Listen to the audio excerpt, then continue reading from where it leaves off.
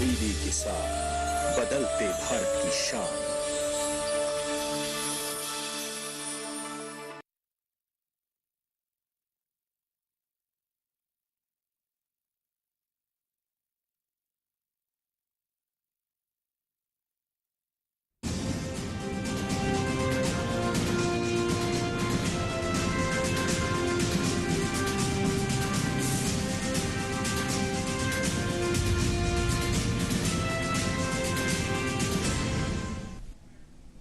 नमस्कार, किसान समाचार में आपका स्वागत है। मैं हूं रेशमा आपके साथ। आइए नजर डालते हैं इस वक्त की हेडलाइंस पर। राष्ट्रपति के अभिभाषण पर हुई चर्चा का प्रधानमंत्री नरेंद्र मोदी ने बृहस्पतिवार को राज्यसभा में दिया जवाब। कहा, इस देश की कृषि की सच्ची ताकत छोटे किसान। हमारी सरकार ने छोटे किसानों पर ध्यान किया है केंद्रित। आज साल में 3 बार सीधे पीएम किसान सम्मान निधि छोटे किसान के खाते में होती है जमा।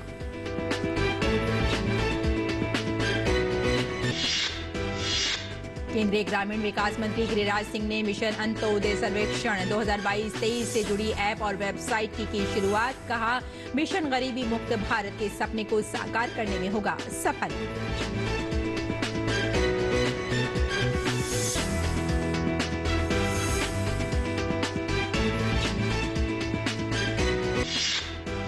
खादी और ग्रामोद्योग आयोग ने खादी से जुड़े श्रमिकों का पारिश्रमिक बढ़ाने का लिया निर्णय। इस पहल से कारीगरों की मासिक आय में लगभग 33% की होगी वृद्धि। बुनकरों की मजदूरी में 10% की वृद्धि होगी। फैसला 1 अप्रैल 2023 से होगा प्रभावी। मध्य प्रदेश के कृषि मंत्री कमल पटेल ने कहा, किसान गोबर और गौमूत्र से बनाए खाद। किसानों से गौ आधारित खेती करने की अपील। कहा, प्रधानमंत्री नरेंद्र मोदी के सपने को पूरा करने के लिए सभी को प्राकृतिक खेती को बढ़ावा देने में निभानी होगी भूमिका। और अब समाचार विस्तार से। प्रधानमंत्री नरेंद्र मोदी ने राज्यसभा में बृहस्पतिवार को राष्ट्रपति के अभिभाषण पर धन्यवाद प्रस्ताव चर्चा का जवाब दिया। राज्यसभा में प्रधानमंत्री ने कहा कि इस देश की कृषि की सच्ची ताकत छोटे किसानों में है। 1 एकड़ 2 एकड़ भूमि की उपज करने वाला मुश्किल से 80 से 85% इस देश का ये वर्ग है। ये छोटे किसान उपेक्षित थे, उनकी आवाज कोई सुनने वाला नहीं था। आप तो स्वयं किसान पुत्र हैं। इस देश के किसानों के साथ क्या बीती है, ऊपर के कुछ एक वर्ग को संभाल लेना और उन्हीं से अपनी राजनीति चलाए रखना, यही सिलसिला चला। इस देश की कृषि की सच्ची ताकत छोटे किसानों में है। 1 एकड़ 2 एकड़ भूमि का वो बड़ा मुश्किल से 80-85% इस देश का ये वर्ग है। इन छोटे किसान उपेक्षित थे, उनकी आवाज कोई सुनने वाला नहीं था। हमारी सरकार ने छोटे किसानों पर ध्यान केंद्रित किया। छोटे किसानों को फॉर्मल बैंकिंग के साथ जोड़ा। आज साल में 3 बार सीधे पीएम किसान सम्मान निधि छोटे किसान के खाते में जमा होती है। इतना ही नहीं, हमने पशुपालकों को भी बैंकों से जोड़ा, हमने मछुआरों को बैंकों से जोड़ा और उनको ब्याज में रियायत दे करके उनके आर्थिक सामर्थ्य को बढ़ाया ताकि वो अपना व्यवसाय विकसित कर सके, अपने क्रॉप पैटर्न को बदल सके, अपने उत्पादित की हुए माल को रोक करके उचित दाम मिलने पर बाजार में ले जा सके। उस दिशा में हमने काम किया। पीएम मोदी ने कहा कि हमारे देश के बहुत सारे किसान ऐसे हैं जिनको बरसाती पानी पर गुजारा करना पड़ता है। सिंचाई की व्यवस्थाएं पिछली सरकारों ने नहीं की। हमारे देश के बहुत सारे किसान ऐसे हैं कि जो बरसाती पानी पर उनको गुजारा करना पड़ता है। सिंचाई की व्यवस्था पिछली सरकारों ने की नहीं। हमने और देखा है कि ये छोटे किसान पानी बरसाती के भरोसे जीने वाले मोटे अनाज की खेती करते हैं, पानी होता नहीं है। ये मोटे अनाज की खेती करने वाले किसानों को हमने विशेष स्थान दिया। हमने यूएन को लिखा कि मिलेट ईयर मनाइए, दुनिया में भारत के मोटे अनाज की एक ब्रांडिंग बने, मार्केटिंग बने और उसके सुविचारित रूप से अब उस मोटे अनाज को श्री अन्न के रूप में, जैसे श्रीफल का महात्मा है, वैसे ही श्री अन्न का महात्मा बने और छोटे किसान जो पैदावार करते हैं उनको उचित दाम मिले, ग्लोबल मार्केट मिले, देश में क्रॉप पैटर्न में परिवर्तन आए। और इतना ही नहीं, ये मिलेट सुपरफूड है, पोषण के लिए बहुत बड़ी ताकत है। हमारे देश के नई पीढ़ी को पोषण की समस्या के समाधान में भी ये काम आए, जो मेरे छोटे किसान को भी मजबूत करेगा। हमने फर्टिलाइजर में भी अनेक नए विकल्प डेवलप किए हैं, उसका भी लाभ मिल रहा है। प्रधानमंत्री ने कहा कि जनधन योजना, आधार और मोबाइल की त्रिशक्ति के जरिए पिछले कुछ सालों में 27 लाख करोड़ रुपए लोगों के खातों में सीधे भेजे गए। साथ ही उन्होंने कहा कि डीबीटी की योजना से 2 लाख करोड़ रुपए से ज्यादा बिचौलियों के हाथों में जाने से बचे। जनधन, आधार, मोबाइल, ये जो त्रिशक्ति है, और उसने सीधा डायरेक्ट बेनिफिट ट्रांसफर, उस योजना के तहत पिछले कुछ वर्षों में 27 लाख करोड़ रुपया इस देश के नागरिकों के बैंक खातों में ट्रांसफर किया, हितधारकों के खातों में ट्रांसफर किया है। और मुझे खुशी है कि डायरेक्ट बेनिफिट ट्रांसफर, ये टेक्नोलॉजी का उपयोग करने के कारण इस देश के 2 लाख करोड़ रुपए से ज्यादा पैसे जो किसी इकोसिस्टम के गलत हाथों में जाता था, वो बच गया है। प्रधानमंत्री ने जनधन अभियान का जिक्र करते हुए कहा कि पिछले 9 साल में 48 करोड़ जनधन खाते खुले हैं, जिसमें से ग्रामीण इलाकों में 32 करोड़ खाते खुले हैं। इससे देश के गांवों तक विकास को ले जाया गया है। बैंकों का राष्ट्रीयकरण हुआ था, इस बात से हुआ था कि गरीबों को बैंकों का अधिकार मिले, ऐसी बहानेबाजी की गई थी। लेकिन इस बैंक, देश के आधे से अधिक लोग बैंक से दरवाजे तक नहीं पहुंच पाए। हमने परमानेंट सॉल्यूशन निकाला और जनधन अकाउंट का अभियान चलाया, बैंकों को मोटिवेट किया, ऑन बोर्ड लिया। पिछले 9 साल में ही 48 करोड़ जनधन बैंक खाते खोले गए। इसमें 32 करोड़ बैंक खाते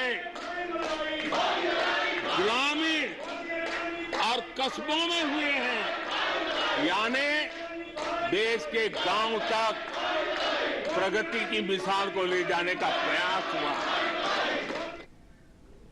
प्रधानमंत्री मोदी ने कहा कि पिछले 3-4 साल में सरकार ने 11 करोड़ घरों तक नल से जल पहुंचाने का काम किया। आजादी के पहले से अब तक हम सरकार में आने तब तक सिर्फ 3 करोड़ घरों तक नल से जल मिलता था। आदरणीय सभापति जी, पिछले 3-4 साल में आज 11 करोड़ घरों को नल से। और केंद्रीय ग्रामीण विकास मंत्री गिरिराज सिंह ने नई दिल्ली में मिशन अंत्योदय सर्वेक्षण 2022-23 से जुड़ी ऐप और वेबसाइट की शुरुआत की। उन्होंने कहा कि ये डेटा भारत के विकास की लाइफलाइन बनेगा। इससे प्राप्त आंकड़ों से ग्रामीण भारत के विकास की रूपरेखा बनाने में सटीकता आएगी। सर्वेक्षण में 142 मानक रखे गए हैं। आंकड़ों को स्थानीय स्तर पर ग्राम पंचायत से सत्यापित किया जाना अनिवार्य किया गया है। देश के प्रधानमंत्री ने 17-18 से ये अंत्योदय सर्वेक्षण शुरू किया और उसी के आधार पर हम डेटा जो कलेक्ट होता है दुनिया और देश, उसी डेटा पर हम योजना बनाते हैं। आज 2022-23 का जो डेटा का आज हमने एक ऐप शुरू किया है और पिछले वर्ष कि गांव में पोस्ट ऑफिस है, स्वास्थ्य है, इसके जियो टैगिंग तो पिछले बार हमने 60% किया, इस बार 100%। लेकिन मैं आपसे ये कहने में मुझे कोई दिक्कत नहीं है कि 5 ऐसे राज्य हैं जो हमारे डेटा को, जो उनका स्वास्थ्य था, जो उनका विकास था, उससे नीचे आए हैं और हम जिलों का, राज्यों का डेटा भी ऑनलाइन है। उस डेटा में अब मुझे केवल गुजरात और केरल 60% से ऊपर विकसित राज्यों में है। मैं पूरे देश के राज्यों को विकसित 60 से ऊपर, 50 से ऊपर ले जाना चाहता हूं। आगे बढ़ते हैं। खादी और ग्रामोद्योग आयोग की 694वीं बैठक मनोज कुमार की अध्यक्षता में गुजरात के कच्छ में आयोजित हुई। इस दौरान हमारे गतिशील प्रधानमंत्री की प्रेरणा और खादी कपास बुनकरों के योगदान को ध्यान में रखते हुए खादी और ग्रामोद्योग आयोग ने श्रमिकों की आय में बढ़ोतरी के लिए उनका मेहनताना ₹7.50 प्रति लच्छे से बढ़ाकर ₹10 प्रति लच्छा करने का ऐतिहासिक निर्णय लिया है। इस पहल से कारीगरों की मासिक आय में लगभग 33% की वृद्धि होगी और बुनकरों की मजदूरी में 10% की वृद्धि होगी। ये फैसला 1 अप्रैल 2023 से प्रभावी होगा। स्वदेशी उत्पादों को बढ़ावा देने के लिए प्रधानमंत्री नरेंद्र मोदी लगातार राष्ट्रीय एवं अंतर्राष्ट्रीय मंचों पर खादी तथा ग्रामोद्योग उत्पादों को खरीदने के लिए अपील कर रहे हैं, ताकि गरीब से गरीब व्यक्ति को अधिक से अधिक कार्य करने का अवसर दिया जा सके और उनकी आय में वृद्धि हो सके। इस तरह के प्रयासों के परिणाम स्वरूप हमारे कारीगरों के हाथ में अधिक आमदनी होगी।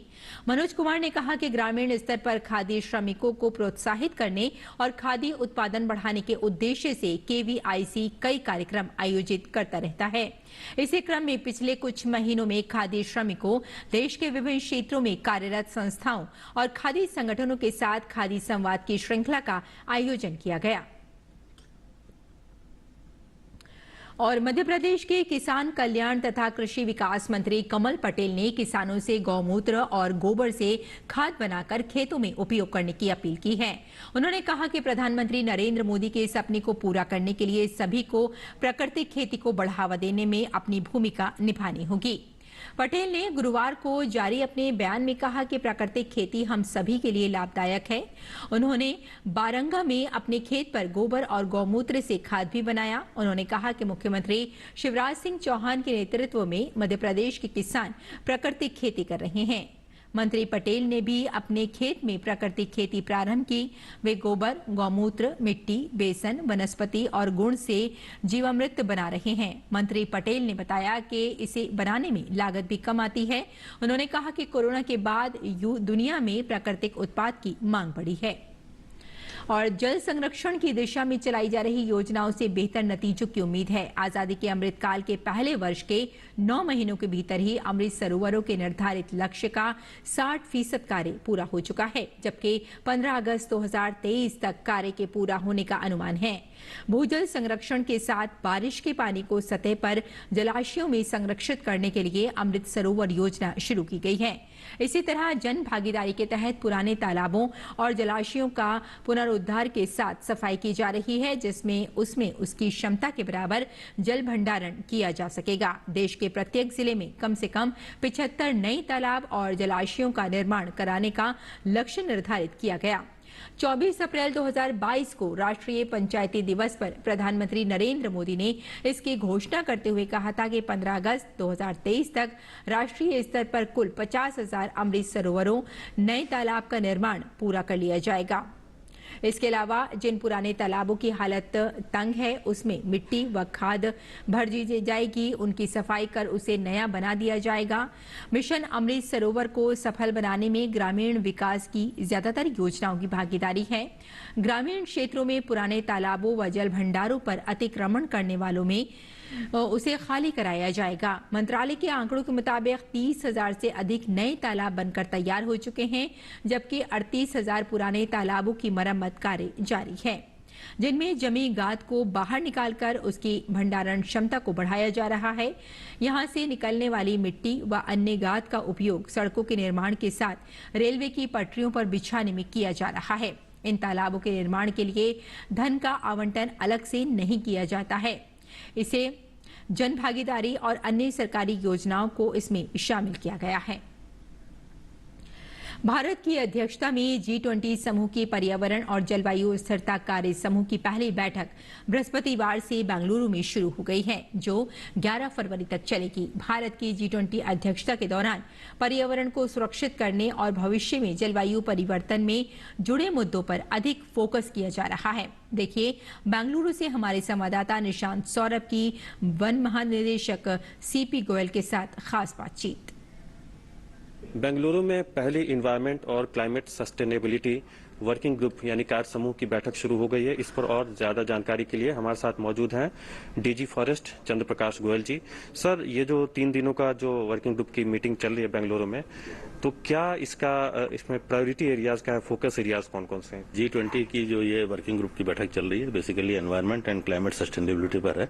इसमें आज जो बैठक हुई है उस पर इको रेस्टोरेशन, लैंड डिग्रेडेशन और जो फायर और हमारे जो माइनिंग की वजह से अफेक्टेड एरियाज हैं उनमें पूरे विश्व में खासतौर से G20 कंट्रीज में जो हमारी बेस्ट प्रैक्टिसेस अडॉप्ट की जा रही हैं उसके बारे में आज का सेशन था। तो हमने सभी जो 20 कंट्रीज थे उनसे उनके विचार सुने और उसके बाद अपने भी जो है कुछ प्रेजेंटेशन ICFRE और UNDP के सहयोग से जो हम कार्यक्रम चला रहे हैं उनके प्रेजेंटेशंस का हम लोगों ने उनको दिखाया और इसके बाद एक परिचर्चा होगी कि किस प्रकार से इनको हम लोग एक कंपेंडियम के रूप में प्रेजेंट कर सकें, ताकि जो भी आपस में G20 कंट्रीज कर रही हैं उनसे बाकी देशों को क्या फायदा हो सकता है। तो ये जो विचारधारा है इसी के क्रम में इस सेशन को हमने आयोजित किया था। तो सर, ये कितना बड़ा कंसर्न है जो फायर और माइनिंग की वजह से जो लैंड डिग्रेडेड हो रहे हैं उनको रिस्टोर करना, कितना बड़ा इशू है ये? देखिए, जहां तक फायर की बात करें, हिंदुस्तान में करीब 2% जो हमारा फॉरेस्ट एरिया है वो फायर से अफेक्टेड है, लेकिन बाकी अगर देशों की बात करें तो ये संख्या काफी ज्यादा है और कई देशों में तो 80% तक एरिया जो है वो फायर से डिग्रेड हो रहा है। भारत में जबकि इसकी मात्रा कम है, लेकिन फिर भी हमें ये बाकी लोगों से सीखना होगा कि किस प्रकार से वो लोग मेजर जो बड़ी फॉरेस्ट फायर्स होती है इनको कंट्रोल करते हैं। तो अगर उनसे हमें कुछ लाभ हो सकता है तो हम अपने कार्यप्रणाली में उसको जरूर अपनाएंगे। इसी प्रकार जो हमारी कार्यप्रणाली में जो हमारा फायर अलर्ट सिस्टम है, जो हमारा कम्युनिटी पार्टिसिपेशन है, किस प्रकार से हम स्थानीय नागरिकों को साथ में लेकर इस फायर को कंट्रोल करते हैं, उसके बारे में अगर दूसरे कंट्री भी जो है उसको साथ में लेकर, अपनी कम्युनिटी को साथ में लेकर इस अप्रोच को अपनाएंगे तो शायद उनकी कंट्रीज में भी फायर इंसिडेंसेस कम हो। ये जो कार्य समूह की जो बैठक चले उसमें एक मिशन लाइफ, ये एक सभी जो जितने प्रायोरिटी एरियाज हैं उनमें सबसे एक मेन थीम के तौर पर उभरा है, तो कितना इम्पोर्टेंट रोल हो सकता है मिशन लाइफ का? ये मिशन लाइफ एक ऐसा है जो आम नागरिक के भी जीवन पद्धति को, जीवन प्रणाली को टच करता है। तो किस प्रकार से हमें अपनी जीवन, देखिए नेचर जो है केवल अपने आप में ही रिस्टोर करने में सक्षम नहीं होगी जब तक ह्यूमन इंटरवेंशन उसमें कहीं ना कहीं नहीं आएगा। तो हम सब उसका उपयोग करते हैं, तो कहीं ना कहीं हमारी जिम्मेदारी बनती है उसको प्रोटेक्ट करने में। ये कहीं मनाही नहीं है कि हमें जो जरूरत की चीजें हैं उसका उपयोग ना करें, लेकिन केवल उतना ही यूज करें जितना हम उसकी जरूरत है। जैसे पानी है, बिजली है, वायु है, पावर है, एनर्जी है, तो उसको हम केवल उतना ही यूज करें जितना हमें हमारी मिनिमम आवश्यकता है। और अब बात करते हैं मंडी भाव की और जानते हैं कि देश भर की मंडियों में क्या रहा भाव।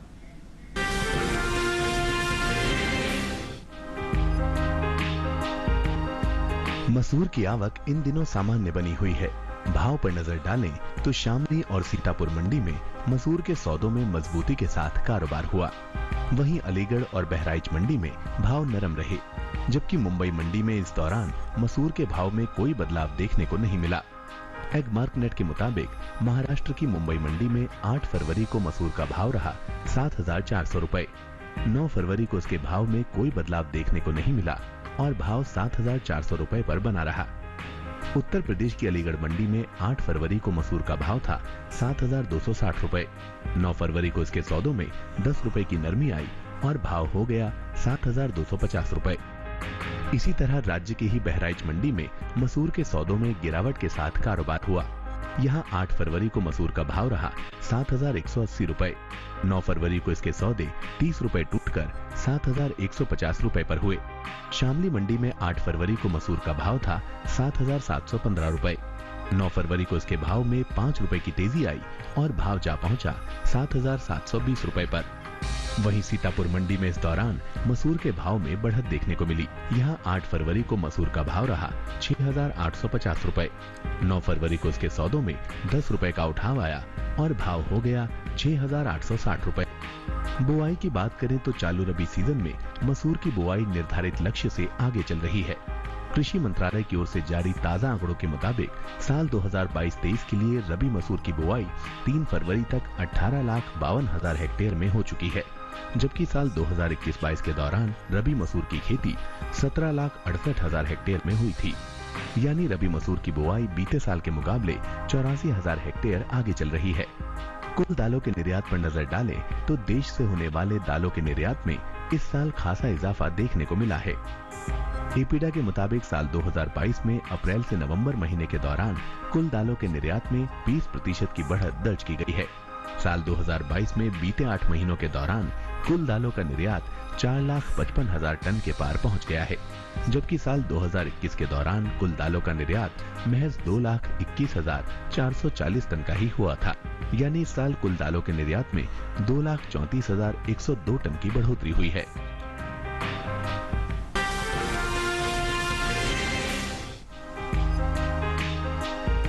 कृषि उपज मंडियों में सोयाबीन की आवक सुस्त बनी हुई है। हाजिर भाव पर नजर डालें तो गुरुवार को खातेगांव मंडी में सोयाबीन के भाव में नरमी देखने को मिली, जबकि दाहोद और लासलगांव मंडी में इस दौरान सोयाबीन के सौदे बिना किसी उतार चढ़ाव के साथ हुए।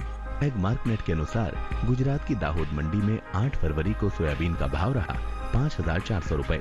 9 फरवरी को इसके भाव में कोई बदलाव देखने को नहीं मिला और भाव 5,400 रुपए पर बना रहा। इसी तरह मध्य प्रदेश की खातेगांव मंडी में सोयाबीन के सौदों में नरमी के साथ कारोबार हुआ। यहाँ 8 फरवरी को सोयाबीन का भाव था 5,250 रुपए। 9 फरवरी को इसके सौदे 51 रुपए टूटकर 5,199 रुपए पर हुए। हालांकि महाराष्ट्र की लासलगांव मंडी में बीते 2 दिनों के दौरान सोयाबीन के भाव स्थिर रहे। यहाँ 8 और 9 फरवरी को सोयाबीन 5,200 रुपए पर बिकी। भारत में सबसे ज्यादा सोयाबीन की पैदावार मध्य प्रदेश, महाराष्ट्र, राजस्थान और छत्तीसगढ़ में होती है।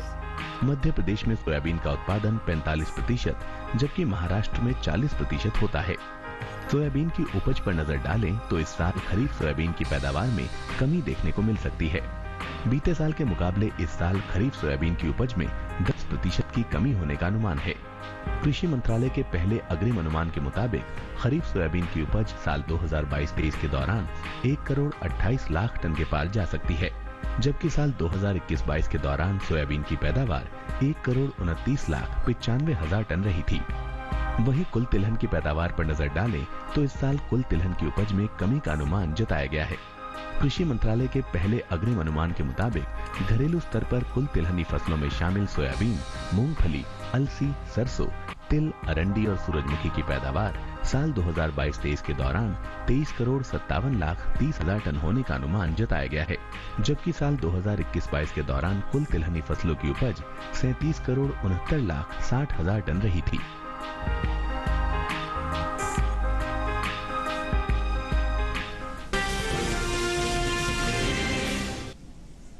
और आइए अब जानते हैं कि किसान इस मौसम में कैसे रखें अपनी खेती का ख्याल।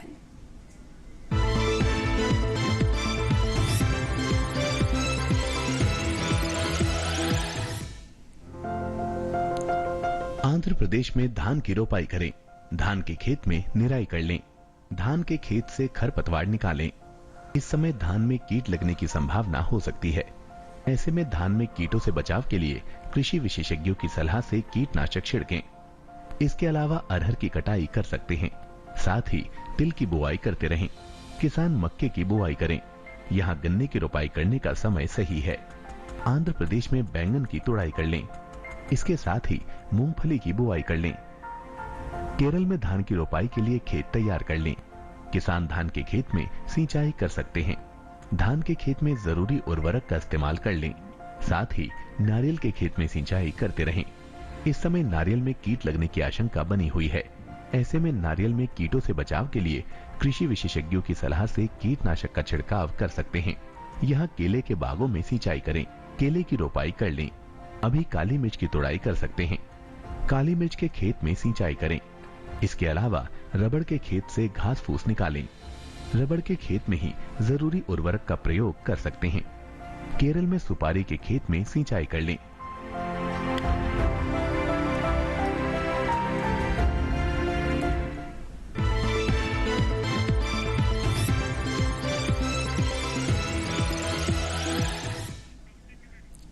और खेती किसानी के साथ साथ आइए नजर डालते हैं कुछ और महत्वपूर्ण खबरों पर। खास खबर में राजस्थान के सीएम अशोक गहलोत ने सरकार का अंतिम बजट पेश करना जैसे ही शुरू किया, विधानसभा में भाजपा ने हंगामा कर दिया।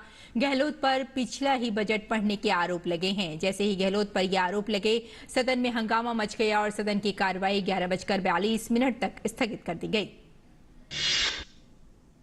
Hindustan aeronautics limited arrow India 2023 में 15 हेलीकॉप्टरों की अनूठी आत्मनिर्भर फॉर्मेशन उड़ान प्रदर्शित करेगा। हिंदुस्तान एरोनॉटिक्स लिमिटेड यानी HAL ने ट्विटर इस बारे में जानकारी दी है। इसके साथ ही next gen supersonic trainer LCA twin seater variant hawk i और HTT 40 के स्केल मॉडल भी प्रदर्शित करेगा। आदित्य बिरला ग्रुप के चेयरमैन कुमार मंगलम बिरला ने यूपी ग्लोबल इन्वेस्टर समिट को संबोधित करते हुए कहा कि दुनिया में भारतीय अर्थव्यवस्था तेजी के साथ आगे बढ़ रही है। कुमार मंगलम बिरला ने कहा कि भारत प्रौद्योगिकी के क्षेत्र में भी आगे बढ़ रहा है। रिलायंस इंडस्ट्रीज के चेयरमैन मुकेश अंबानी ने लखनऊ में आयोजित यूबी ग्लोबल इन्वेस्टर समिट को संबोधित करते हुए उत्तर प्रदेश को आशा का केंद्र बताया। उत्तर प्रदेश में निवेश का ऐलान करते हुए मुकेश अंबानी ने कहा कि इस साल दिसंबर तक जियो सभी गांव और कस्बों में 5G सेवा को शुरू कर देगा। जियो के जरिए सभी क्षेत्र को विकसित किया जाएगा। केंद्र सरकार ने अंतर्राष्ट्रीय यात्रियों के लिए कोविड टेस्ट और सेल्फ डिक्लेरेशन रिपोर्ट अपलोड करने की मौजूदा अनिवार्यता को हटा दिया है। नई व्यवस्था 13 फरवरी 2023 से लागू होगी। स्वास्थ्य मंत्रालय ने अंतर्राष्ट्रीय आगमन के लिए दिशा निर्देशों में बदलाव करते हुए चीन, जापान, सिंगापुर, दक्षिण कोरिया, थाईलैंड और हांगकांग से आने वाले यात्रियों के लिए कोविड-19 जांच और सेल्फ हेल्थ डिक्लेरेशन अपलोड करने की मौजूदा आवश्यकताओं को हटा दिया है। नागालैंड विधानसभा चुनाव के लिए निर्वाचन आयोग ने नामांकन पत्रों की जांच के बाद 222 आवेदनों में 22 को अवैध पाया है। राज्य में 27 फरवरी को होने वाले विधानसभा चुनाव के लिए 225 प्रत्याशियों के नामांकन भरा था, जिनमें से 3 बाद में चुनाव मैदान से हट गए थे। जिन 200 उम्मीदवारों के नामांकन पत्र वैध पाए गए हैं, उनमें 4 महिलाएं शामिल हैं। मेघालय विधानसभा चुनाव से पहले राज्य पुलिस एक्शन में है। मेघालय पुलिस ने वेस्ट गारो हिल्स जिले में नेशनल पीपल्स पार्टी और विपक्षी TMC के 31 समर्थकों को चुनाव पूर्व हिंसा में कथित संलिप्तता के आरोप में गिरफ्तार किया है। दरअसल वेस्ट गारो हिल्स जिले में विपक्षी तृणमूल कांग्रेस TMC और सत्तारूढ़ नेशनल पीपल्स पार्टी NPP के समर्थकों के बीच पिछले दिनों झड़प हुई थी। इसमें करीब 4 लोग घायल हुए थे। मेघालय की 60 सदस्यीय विधानसभा के लिए 27 फरवरी को मतदान होना है। मेघालय विधानसभा चुनाव से पहले कांग्रेस ने सत्ता में आने पर गरीबी रेखा से नीचे जीवन यापन करने वाली सिंगल मदर्स को 3,000 रुपए महीने की सहायता और हर घर के एक सदस्य को नौकरी देने का वादा किया। इस पूर्वोत्तर राज्य में 27 फरवरी को विधानसभा चुनाव होना है, जिसके लिए कांग्रेस ने अपना चुनावी घोषणा पत्र जारी किया है। पार्टी ने व्यावसायिक और घरेलू उपभोक्ताओं को अबाधित बिजली आपूर्ति उपलब्ध कराने और ऐसा कानून बनाने का वादा किया है जिसके तहत विकास और इंफ्रास्ट्रक्चर से संबंधित सभी फाइल को पोर्टल पर अपलोड करना जरूरी होगा। भारतीय गुणवत्ता परिषद QCI के तहत भारत की राष्ट्रीय मान्यता प्रणाली को हाल ही में वैश्विक गुणवत्ता अवसंरचना सूचकांक JQ2 2021 में विश्व में 5वें स्थान पर रखा गया है। JQ2 गुणवत्ता के बुनियादी ढांचे के आधार पर दुनिया की 184 अर्थव्यवस्थाओं को रैंक देता है। भारत समग्र Q1 प्रणाली के मामले में 10वें स्थान पर, BIS के तहत के मामले में 9वें स्थान पर और NPL CSIR के तहत दुनिया में 21वें स्थान पर है। तो किसान समाचार में फिलहाल इतना ही। अनुमति दें। नमस्कार।